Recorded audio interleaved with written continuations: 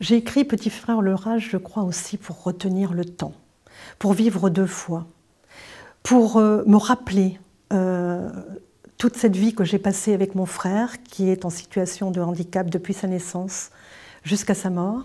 Et après sa mort, je n'ai plus eu le choix de l'écriture. J'ai abandonné un manuscrit en cours pour écrire sur lui, parce qu'il me semblait que je ne pouvais rien faire d'autre, que sa vie n'était pas plus inintéressante que celle d'un autre personnage. Et il me semble aussi que je voulais retrouver la lumière de son existence, tout ce qui a fait nos petits bonheurs, les éclats de bonheur. J'ai relaté pour ça notre enfance en Sologne, dans une ferme, entre les étangs, la forêt, le cycle des saisons, là où la chanson et la peinture, curieusement, ont beaucoup compté pour nous. Et je voulais retrouver tous ces petits moments d'enchantement, cette note bleue, cette vibration en musique si fine, si rare, si mystérieuse qu'on ne l'atteint que rarement, mais j'étais en direction de la note bleue pour retrouver son existence à lui. Et vous savez qu'en dépit du handicap, en dépit de la souffrance, il y a dans la vie des grands enchantements. On l'a bien vu d'ailleurs dans le film Intouchable. Je n'ai pas particulièrement de message à faire passer, sauf un message d'amour. Je pense que par amour, on peut vivre, survivre par amour. Je pense que sans amour, on peut mourir aussi.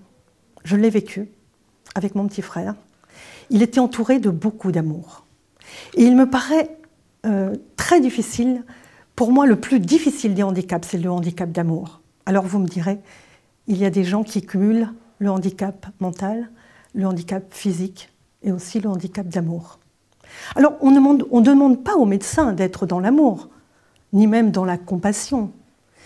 Mais si ils pouvaient être un peu plus dans l'écoute, l'attention à l'autre qui est devant eux, j'avoue que je serais contente de savoir si des médecins, si des éducateurs lisent ce livre et qu'après ils aient envie de dire je veux être à l'écoute du patient qui est là, au moment présent où il est à cet endroit, je serai contente.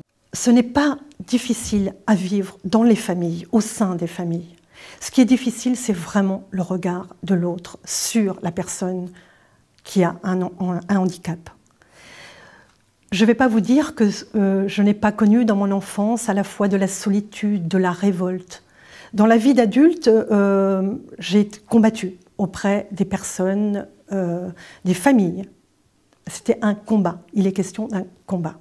Je suis sûre que les familles qui ont connu le handicap se reconnaîtront dans, quand je parle de l'institution, quand je parle de l'hôpital. Mais je crois que malgré la difficulté de la vie, toute vie vaut la peine. Je voudrais que, quand j'ai écrit, j'étais dans ce même état d'esprit, que chaque instant que je revivais soit une sorte de miracle. Et je suis sûre que si des frères et des sœurs reconnaissent en mon petit frère Denis quelqu'un des leurs, reconnaissent peut-être leur frère, leur sœur, je serais ravie parce que je sais que si Denis était vivant, il aurait adoré que j'écrive sur lui et il aurait adoré qu'on parle ensemble maintenant.